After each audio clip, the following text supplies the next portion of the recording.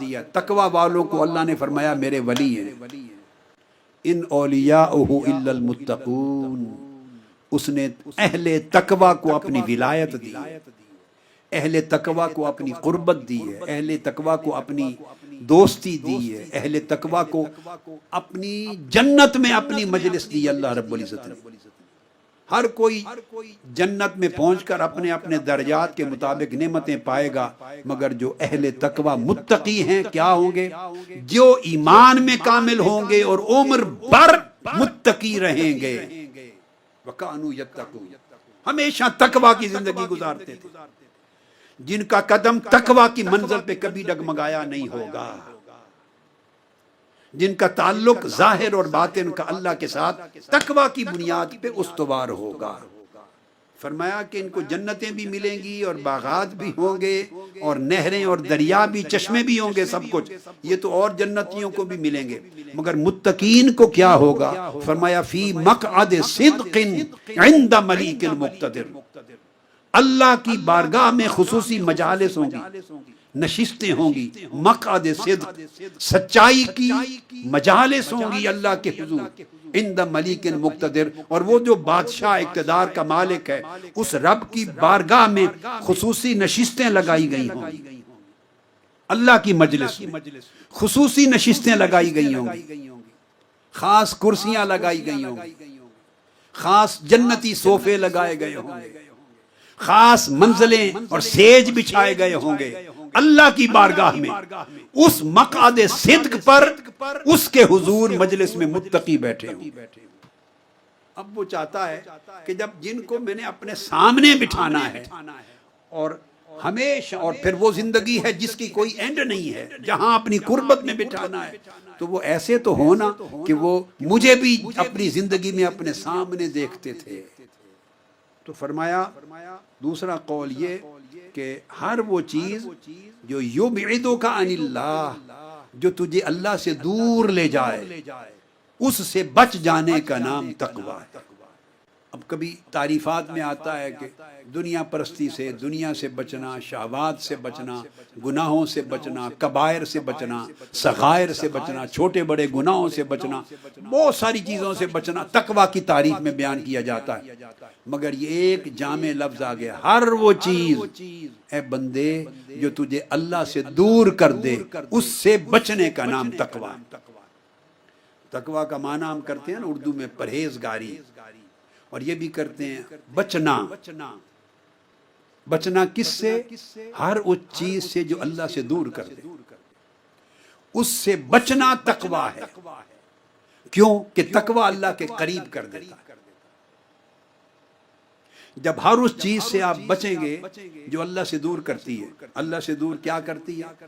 نافرمانی اللہ سے دور کرتی ہے، زینت حب شہوات، زین للناس حب الشہوات، شہوتیں دور کرتی ہیں، دنیاوی لذات کے پیچھے اتباع دور کرتی ہیں، خواہش نفس کے پیچھے جانا دور کرتی ہیں، تکبر دور کرتا ہے، غیبت دور کرتی ہے، چغلی دور کرتی ہے، بے صبری اللہ سے دور کرتی ہے، ناشکری اللہ سے دور کرتی ہے، دنیا کا حرص اور لالچ اللہ سے دور کرتا ہے، تکبر اللہ سے دور کرتا ہے، کبر اور عجب اللہ سے دور کرتا ہے، دنیا پرستی اللہ سے دور کرتی ہے، جاہ و منصب کی طلب اللہ سے دور کرتی ہے، دھوکہ دہی اللہ سے دور کرتی ہے، خیانت بددیانتی اللہ سے دور کرتی ہے، جھوٹ اللہ سے دور کرتا ہے، بے ایمانی اللہ سے دور کرتی ہے، مکر اور فریب اللہ سے دور کرتی ہے، دوسرے کا حق چھیننا اللہ سے دور کرتا ہے، ظلم اللہ سے دور کرتا ہے، ماں باپ کی بے ادبی اللہ سے دور کرتی ہے، اساتذہ اکابر کی بے ادبی اللہ سے دور کرتی ہے۔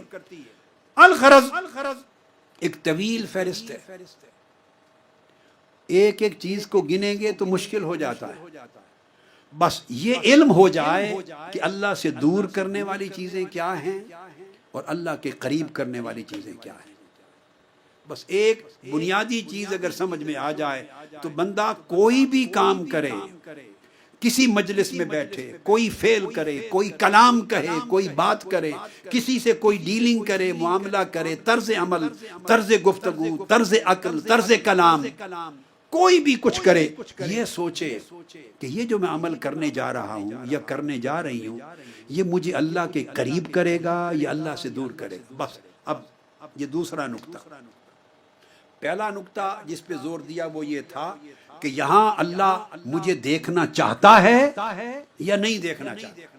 اگر چاہتا ہے کہ میں یہاں ہوں اس جگہ پر اور اس فعل میں اور اس عمل میں، اگر مجھے دیکھنا چاہتا ہے تو میں یہاں ہوں رہوں، اور اللہ مجھے نہیں دیکھنا چاہتا یہاں پر تو میں یہاں سے بھاگ جاؤں. پہلی بات یہ تھی. اب دوسری بات یہ سمجھا رہا ہوں، یوں غور کریں، اب ایک دوسرا اینگل دے رہا ہوں، یوں غور کریں کہ یہ جو کام ہے یہ مجھے اللہ کے قریب کرے گا یا اللہ سے دور کر دے گا. دیکھ لیں، یہ ڈٹرمن آپ کے اندر ایک پیمانہ ہے. آپ کو یہ چیزیں پوچھنے کے لیے مفتی صاحب کے پاس جانے کی ضرورت نہیں ہے، امام صاحب کے پاس جانے کی ضرورت نہیں ہے، کسی عالم کے پاس، علامہ کے پاس، کسی فاضل کے پاس، مدرس کے پاس، استاذ کے پاس جانے کی ضرورت نہیں ہے. اللہ رب العزت نے من کے اندر ایک، آپ کے اندر ایک کسوٹی رکھی ہے، ایک ترازو ہے، ایک پیمانہ ہے من کے اندر، جس سے آپ تعین کر سکتے ہیں کہ میں یہ کام اگر کروں تو مجھے اللہ کے قریب کرے گا یا دور کرے گا. ہاں دیکھ لیں، اگر عبادت ہے، نماز ہے، اللہ کے قریب کرے گا. وقت گزر گیا نماز نہ پڑھنا، اللہ سے دور کرے گا. روزہ رکھنا اللہ کے قریب کرے گا، روزہ چھوڑ دینا اللہ سے دور کرے گا. زکوٰۃ، صدقہ، خیرات دینا اللہ کے قریب کرے گا، ہاتھ کھینچ لینا اللہ سے دور کرے گا. دوسرے کی حق کو ادا کرنا اللہ کے قریب کرے گا، اس کے حق سے بڑھ کر اس کو دینا اور قریب کرے گا. اس کے حق کو چھیننا یا حق سے کم دینا دور کرے گا اللہ سے. کسی سے دھوکہ کرنا اللہ سے دور کر دے گا، اور ایمانداری کے ساتھ کسی سے بھلائی کرنا اللہ کے قریب کرے گا. مشن کی خدمت کرنا، خیر کی دعوت دینا، نیکی کی طرف لوگوں کو بلانا، نیکی کو پھیلانا، نیکی کو مضبوط کرنا، رات دن اپنی جان نیکی میں کھپانا اللہ کے قریب کرے گا. اور نیکی کی فکر نہ کرنا اللہ سے دور کرے گا. لوگوں کے دکھ میں اس کو اپنا دکھ سمجھ کے اس کے ازالے کی کوشش کرنا اللہ کے قریب کرے گا. انسانیت سے بھلائی کرنا اللہ سے قریب کرے گا. انسانیت کے دکھ درد کو دل میں محسوس کرنا اللہ کے قریب کرے گا. اور انسانیت کے دکھوں دردوں سے بے پرواہ رہنا اللہ سے دور کر دے گا. نیکی بھلائی کے پرہیزگاری کے کام کرنا اللہ کے قریب کرے گا. غفلت اللہ سے دور کرے گی، ذکر اور یاد اللہ کے قریب کرے گا. ناشکری، شکوہ اللہ سے دور کرے گا. شکر مندی، توکل، رضا اللہ کے قریب کرے گا. زبان میں لغو گفتگو کرنا، گالی گلوچ دینا، کسی کی بے عزتی کرنا اللہ سے دور کرے گا. اور جب دوسرے کی بات کریں تو بھلائی کے ساتھ کریں، عزت سے کریں، تکریم سے کریں، اس کا دل خوش ہو جائے آپ کی بات سے. جو بندے کا دل خوش کرتا ہے نیکی کی بات سے، اللہ اس کو اپنے قریب کرے گا. تو آپ کو ایک ڈیفرینشیٹ کرنے کے لیے کرائیٹیرین دے دیا کہ کون سا فعل اللہ کے قریب کرتا ہے، کون سا اللہ سے دور کرتا ہے. تو تقویٰ کی تعریف ہو گئی. ہر وہ عمل اور ہر وہ فعل اور ہر وہ امر اور ہر وہ عادت، ہیبٹ بھی، جو اللہ سے دور کرے. اور اللہ سے دور کرنے والی چیز کیا ہے؟ جس میں یا اللہ کی نافرمانی پائی جائے، یا اللہ کی یاد میں غفلت پائی جائے، یا اللہ کے حکم کو پشت کے پیچھے پھینکنا پایا جائے، یا وقت ناجائز ضائع ہو جائے جس میں کوئی خیر نہ ہو، یا شر ہو، یا شر کے پیدا ہونے کا ڈر ہو، وہ بھی دور کرتا ہے. یہ باریک چیز ہے جس کا فیصلہ آپ نے من کے اندر کرنا ہوتا ہے. تو ہر وہ چیز جو اللہ سے دور کرے اس سے بچنا تقویٰ ہے، اور ہر وہ چیز جو اللہ کے قریب کر دے اس کا کرنا تقویٰ. آٹومیٹیکلی مفہوم مخالف ہو گیا. ہر وہ چیز، ہر وہ عمل، ہر وہ فعل، ہر وہ حال، ہر وہ قول، ہر وہ کلام، ہر وہ معاملہ، ڈیلنگ، بیہیویئر، کنڈکٹ جو اللہ کے قریب کرے. اللہ کے قریب میں نے سمجھا دیا کیا چیز کرتی ہے، جس میں کوئی خیر ہے، اللہ کی نسبت سے عمل میں یا بندے کی نسبت سے، جس میں کوئی بھلائی ہے، جس میں کوئی اچھائی ہے. وہ حسن خلق ہے، وہ حسن توکل ہے، وہ حسن عبادت ہے، وہ حسن شکر ہے، وہ حسن صبر ہے، وہ حسن کلام ہے. لوگوں کے ساتھ معاملہ کرنا ہے، ماں باپ کے ساتھ بھلائی، جی کرنا، ادب کرنا، ماں باپ کے قدم دبانا، ان کی تعمیل کرنا، بیوی بچوں کے حق ادا کرنا، دوستوں کے حق ادا کرنا، کسی سے برائی نہ کرنا، آنکھوں کا حق ادا کرنا، آنکھیں بری چیزوں پر نہ پڑیں، آنکھوں میں تقویٰ آئے، بھلائی آئے، نیکی آئے. ہاتھ برائی سے بچیں، زبان برائی سے بچیں، الغرض ہر برائی سے بچنا اللہ کے قریب کرے گا، ہر بھلائی کو کرنا اللہ کے قریب کرے گا، ایک معیار ہو گیا۔ یہاں ایک بعض اوقات ایسی چیزیں ہوتی بندے کو سمجھ نہیں ہوتی کہ یہ اللہ کے قریب کرنے والی ہے یا نہیں، مگر غور کرنے سے، میں نے آپ کو جو تھیم دے دیا، غور کرنے سے بندہ خود فیصلہ کرنے والا مفتی اور قاضی بن جاتا، خود فیصلہ کر لے گا۔ اگر اس عمل میں خیر کا پہلو ہے کسی بھی جہت سے، عبادت کی جہت سے، علم کی جہت سے، عمل کی جہت سے، یا معاملے کی اور اخلاق کی جہت سے خیر ہے، وہ اللہ کے قریب قریب، ہر خیر اللہ کے قریب لے جاتی۔ اور جس میں شر کا پہلو ہے، کوئی نقصان کا پہلو ہے، وہ اللہ سے دور کر دے گا۔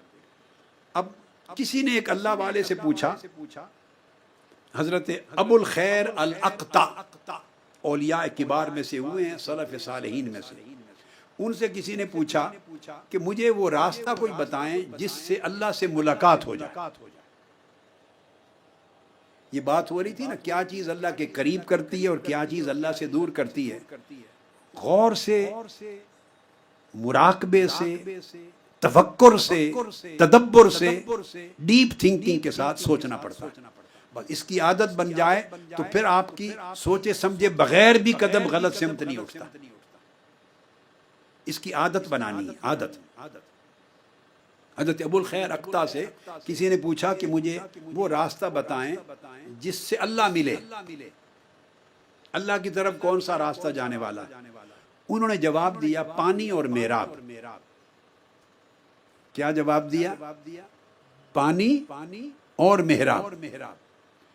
اس نے پوچھا سائل نے، حضرت میں نے پوچھا ہے کوئی وہ راستہ جو مجھے اللہ کی طرف لے جائے، تو آپ نے پانی اور محراب کا بتا دیا۔ اب پانی اور محراب ہے کیا؟ بتاتا ہوں۔ انہوں نے جواب دیا اللہ کے بندے، اللہ کی طرف جانے والے کا کوئی ایک راستہ تھوڑی ہے، بہت سے راستے ہیں جو اللہ کی طرف جاتے ہیں۔ ہر ایک کا ایک اپنا مزاج، ایک اپنی طبیعت اور ایک اپنا ذوق، اس کے مطابق ہر کوئی طریقہ وضع کرتا ہے۔ موسیٰ علیہ السلام نے بھی ڈنڈا مارا تھا تو ایک چشمہ نہیں پھوٹا تھا بنی اسرائیل کے لیے، 12 چشمے پھوڑ دیے تھے، تاکہ ہر قبیلہ اپنی سہولت اور ذوق اور قربت کے مطابق ایک ایک چشمے کو قابو کر۔ 12 چشمے پھوٹے ہر ایک کے لیے، ہر ایک کو پابند نہیں کیا کہ ایک ہی چشمے سے بالٹی بھر کے لے جائیں، یہی پانی ستھرا ہے اور صاف ہے اور یہی حلال اور پاک طیب ہے، نہیں، باقی ایک چشمے پر ایک قبیلہ بیٹھا ہے تو باقی 11 چشمے بھی پاک ہیں۔ اسی طرح کس طریقے سے جلد ملے گا مولا، یہ تو اللہ کو معلوم۔ آپ پابند ہیں، یعنی ہمارے یہاں خرابی یہ ہے کہ جو جس طریقے پر ہے وہ سمجھتا ہے، ہی لگا کے کہتا ہے میرا طریقہ ہی حق ہے۔ ایسی بات نہیں ہے، اللہ والے کبھی ایسا نہیں کہتے تھے، اور آپ بھی ایسی سوچ سے بچیں۔ ایسی سوچ بڑی گمراہی اور کفر ہوگا۔ میں توبہ کرتا ہوں، آپ توبہ کریں، کبھی ایسی سوچ میں نہ جائیں۔ ہمیں اللہ پاک نے جو توفیق دی، جو الہام کیا، جو ہدایت فرمائی اللہ کے رسول نے، جو ہماری سمجھ میں ڈالا، ایک طریقہ وضع کیا پوری زندگی میں، اس کے طور طریقے، تفصیلات، شکلیں بنائی، آپ کو ذرا پہ ڈال دیا، انشاءاللہ یہ اللہ کی طرف جا رہا ہے۔ نیتوں کا حال اللہ جاننے والا ہے، عالم الغیب اللہ ہے، علام بما فی الصدور اللہ ہے۔ بندہ بندے کی نیتوں پر فیصلہ نہیں کر سکتا۔ تو عرض یہ کر رہا تھا کہ بہت سے طریق ہیں جو اللہ کی طرف جاتے ہیں، جیسے موسیٰ علیہ السلام کے چشموں کی مثال دے دی، 12 قبیلوں کے لیے 12 چشمے پھوڑ دیے۔ اس لیے قرآن مجید میں اللہ رب العزت نے فرمایا، اعوذ باللہ من الشیطان الرجیم، والذین جاہدوا فینا لنہدینہم سبلنا، جو لوگ ہماری راہ میں مجاہدہ کرتے ہیں ہم ان پر اپنے راستے کھول دیتے ہیں، ہم یقیناً اپنے راستے ان کے لیے کھول دیں گے۔ لنہدینہم سبلنا، یہ اللہ پاک نے نہیں فرمایا لنہدینہم سبیلنا کہ ہم ان پر اپنا راستہ کھول دیں گے، راستہ نہیں کہا، فرمایا سبلنا، فرمایا میری طرف آنے والے بہت سے راستے ہیں، جو مجاہدہ کرتے ہیں ہم ان پر اپنے راستے کھول دیتے ہیں۔ پھر ہر کوئی اپنے ذوق کے مطابق، اپنی صلاحیت کے مطابق، اپنے فہم کے مطابق، اپنی طبیعت کے مطابق کوئی نہ کوئی ایک راستہ پکڑ کے چل پڑتا ہے۔ وہ فرماتا ہے کہ تو اے بندے یہ راستہ لے یا یہ راستہ لے، اس سے فرق نہیں پڑتا، مگر جو بھی لے راستہ میرا لے، میرے راستے پر چل، تاکہ الٹیمیٹلی تو مجھ سے مل تو سکے نا۔ تو یہ میں نے ضمناً بات کر دی آپ کو کہ ہمیشہ بندہ کا حق نہیں ہے کہ وہ غرور کرے، تکبر کرے، عاجزی کرے۔ تو انہوں نے پوچھا، میں نے آپ سے اللہ کی طرف جانے والا راستہ پوچھا تھا، آپ نے پانی اور میراب کا بتا دیا۔ حضرت ابو الخیر اکتا نے کہا کہ بیٹے اللہ کی طرف جانے والے بہت سے راستے ہیں، کوئی شک نہیں، مگر ہم نے جس راستے پر اللہ کا وصال دیکھا وہ تمہیں بتا دیا۔ انہوں نے کہا کہ وہ دو راستے ہیں، پانی اور میراب۔ وہ پانی سے مراد کیا ہے؟ اب پانی کے اندر اشارہ وضو کا اور میراب کا اشارہ سجدے کا۔ وضو طہارت کا عنوان ہے۔ فرمایا کہ بہت راستے اللہ کے وصال کی طرف لے جاتے ہیں، مگر ہم نے جس راہ پر اللہ کو پایا وہ طہارت اور نماز، طہارت اور سجدہ، ظاہر و باطن کی طہارت رکھنا اور نماز کی تمام حقوق اور آداب کے ساتھ بجا آوری کرنا، عبادت کرنا۔ جب اس طریق کو پاتے ہیں تو آپ اس راہ پہ چل پڑتے ہیں جس راہ پہ اللہ رب العزت ملتا۔ تقویٰ کا ایک اور معنی جو اللہ پاک کے فضل سے اور اولیاء کے صدقے سے جو میرے ذہن اور میرے دل میں آیا ہے اور بڑا دل کو لبھایا ہے، وہ معنی سمجھا۔ وہ یہ کہ اللہ رب العزت نے ہمیں اس دنیا میں بھیجا تو زندگی کا سامان دیا، ہمیں نفس دیا، ہمیں قلب دل دیا، ہمیں روح دی، ہمیں عقل دی، سامان دیا جس کے ساتھ ہماری زندگی چلتی۔ کچھ چیزیں نفس کے ذریعے ہوتی ہیں، کچھ چیزیں قلب کے ذریعے، کچھ روح کے ذریعے، عقل کے ذریعے۔ جسم آیا تو جسم تو خاک میں چلا جائے گا، باقی چیزیں اللہ کے ہاں چلی جائیں۔ جب آپ قبر میں رکھیں گے میت کو تو جسم خاک سے آیا تھا اور خاک میں چلا جائے گا، مل کے گھل کے ختم ہو جائے گا۔ روح اللہ کی طرف سے آئی تھی، اللہ کی طرف جانی۔ آپ ایک روح پر ہی کنسنٹریٹ کر لیں نا تاکہ آپ کو سمجھنا آسان ہو جائے۔ جسم اور روح دو چیزیں ہیں۔ جسم آپ آنکھوں سے دیکھتے ہیں، آپ مٹی میں رکھاتے ہیں، مٹی میں مٹی ہو جاتا ہے، ایک عرصے کے بعد ختم ہو جاتا ہے، خاک بن جاتا ہے۔ روح نہیں خاک ہوتی، روح اللہ کے ہاں چلی جاتی۔ تقویٰ کا معنی یہ ہے کہ اللہ رب العزت چاہتا ہے میرے بندے، جب میں نے تجھے دنیا میں بھیجا تو نفخت فیہ من روحی، میں نے اپنی طرف سے روح دی تھی، تمہارے اندر روح پھونکی تھی، میں نے تمہیں روح دی۔ تقویٰ یہ ہے کہ جو جس حال میں میں نے تمہیں روح دی اسے حال میں مجھے واپس لوٹا، جس حال میں میں نے تمہیں دی تھی اسی حال میں واپس لوٹا، اسے کرپٹ کر کے نہ لوٹا، داغدار کر کے نہ لوٹا، تاریک کر کے نہ لوٹا، خراب کر کے نہ لوٹا۔ جس طرح روشن، منور، مزین، پاکیزہ، طاقتور میرا ذکر کرتی، چمکتی دمکتی روح میں نے تیرے اندر ڈالی تھی، میرا سامان یعنی میری روح جو تجھے دی، مجھے جب تو لوٹائے تو اسی حال میں لوٹا جس حال میں نے تجھے دی تھی۔ جو بندہ اس روح کے اس حال کو اسی طرح برقرار رکھے جس حال میں اللہ سے لی تھی اسی حال میں پلٹائے، یہ روح تقویٰ ہے، یہ تقویٰ ہے۔ اب اس کی مثال دیتا ہوں۔ آپ ٹیکسی لے آتے ہیں، کار لے آتے ہیں کسی دکان سے کرائے پر، تو جس سے لاتے ہیں قاعدہ کلیہ ہے کہ نہیں کہ اسی حال میں واپس لوٹائیں؟ بولیں۔ حتیٰ کہ اگر اس نے ڈیزل اور پیٹرول ڈالا ہوا تھا ٹینکی میں تو جتنا ڈیزل اور پیٹرول لے کے آئے تھے اور اگر خرچ ہو جائے تو اپنی طرف سے ڈال کے اتنا ڈیزل یا اتنا پیٹرول پورا کر کے کار لوٹاتے ہیں۔ ایسا ہوتا ہے یا نہیں؟ ورنہ مالک کہتا ہے اگر کار کو آپ توڑ دیں، نقصان کر دیں، کہیں ڈینٹ لگا دیں تو آپ کو پے کرنا پڑ جاتا ہے۔ وہ پے کرنے کو عذاب کہتے ہیں، وہ سزا ہے۔ ڈینٹ لگ جائے تو سزا ہے، جو جرمانہ پڑتا ہے، جرمانہ آخرت کی سزا ہے۔ مالک کہتا ہے جس حال میں نے کار دی تھی اسی حال میں واپس لوٹا۔ مالک کہتا ہے جس حال میں نے ایک کرایہ دار تجھے گھر دیا تھا اسی حال میں گھر واپس لوٹا۔ اگر گھر خراب کر کے دے تو وہ پھر آپ کو جرمانہ ڈالتا ہے۔ مالک سے جو چیز آپ استعمال کے لیے لاتے ہیں قاعدہ ہے کہ وہ چیز واپس اسی حالت میں لوٹاتے ہیں۔ اگر خراب ہو گئی تو اس پر سزا ہوتی، جرمانہ ہوتا۔ اس طرح بندے، اللہ نے آپ کو عقل دی پاکیزہ جوہر کے طور پر، اور اگر وہ کرپٹ کر دی، آپ نے خواہش کر دی، منفی کر دی، اس کو مکار بنا دیا، عیار بنا دیا، اس کو بے ایمان بنا دیا، کرپٹ کر دیا، اللہ قبول نہیں کرے گا۔ فرمایا میں نے یہ عقل تو نہیں دی تھی، مجھے اس حال میں پاکیزہ عقل لوٹا، جس حال میں پاکیزہ روح دی تھی اسی حال میں لوٹا، جس حال میں نفس دیا تھا اسی حال میں لوٹا، جیسا دل دیا تھا اسی طرح روشن دل واپس لوٹا۔ لہذا جس بندے کو یہ فکر رہے کہ مجھے اللہ نے یہ امانتیں دی ہیں، میں تو کرایہ دار ہوں، میں تو استعمال کر رہا ہوں، اللہ نے استعمال کے لیے دی ہیں، مالک نہیں بنایا۔ اگر ہم مالک ہوتے تو جیسے چاہتے مس یوز کرتے، کوئی پوچھنے والا نہیں تھا، مگر ہم تو کسی شے کے مالک ہی نہیں ہیں۔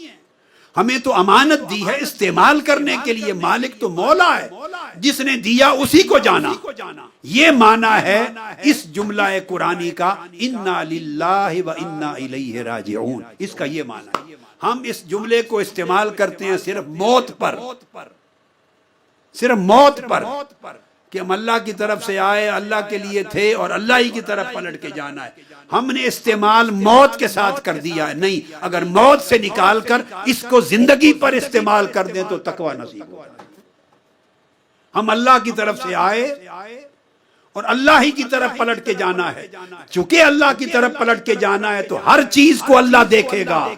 اے بندے، میں نے آنکھیں تمہیں دی تھی، آنکھیں کیسے استعمال کی، کان کیسے استعمال کیے، دل کو کیسے رکھا، نفس کو کیسے رکھا، عقل کو کیسے رکھا، ظاہر و باطن کو کیسے رکھا۔ مالک کو ہر چیز جانی ہے، لہذا اس دنیا میں استعمال کرتے ہوئے ہر چیز کا خیال رکھیں کہ اللہ کی ملکیت ہے، اس کو بگڑنے نہ دیں، نہ ظاہر کو نہ باطن کو۔ اگر یہ اس حال پہ برقرار رکھنے کی فکر آ جائے تو اس کو تقویٰ کہتے ہیں۔ اور اس لیے قرآن مجید یاد دلاتا ہے بار بار وَإِلَيَّ تُرْجَعُونَ، تم اس کی طرف لوٹائے جاؤ۔ لوٹانے کی بات بار بار اللہ پاک اس لیے فرماتے ہیں کہ تمہیں خیال رہے کہ جب مجھے لوٹانا ہے تو جیسے دیا تھا ویسے ہی لوں گا۔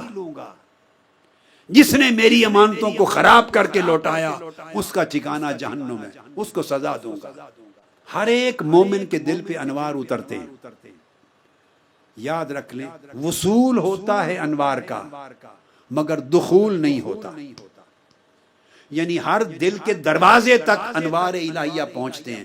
مومن ہو، اگر مومن ہو، انوار کا وصول ہوتا ہے، دل کا دروازہ کھٹکھٹاتے ہیں انوار، مگر دخول نہیں ہوتا، آ کے رکتے ہیں۔ وہ انوار دیکھتے ہیں کہ اس دل میں جگہ اللہ کے لیے خالی ہے یا کسی اور نے بھر لی ہے، یہ دل اللہ کی چاہت کے لیے ہے، اللہ کے امر و نہی کے لیے ہے، اللہ کے حکم کے لیے ہے، اللہ کے تقویٰ کے لیے ہے، یہ دنیاوی شہوتوں اور زینتوں اور حرص و لالچ کے لیے ہے۔ تو وہ انوار دیکھتے ہیں، اگر وہ دل دنیا کی شہوتوں کے ساتھ بھرا ہوا ہو اور اللہ کے لیے خالی نہ ہو تو انوار دل کے دروازے سے واپس پلٹ جاتے ہیں۔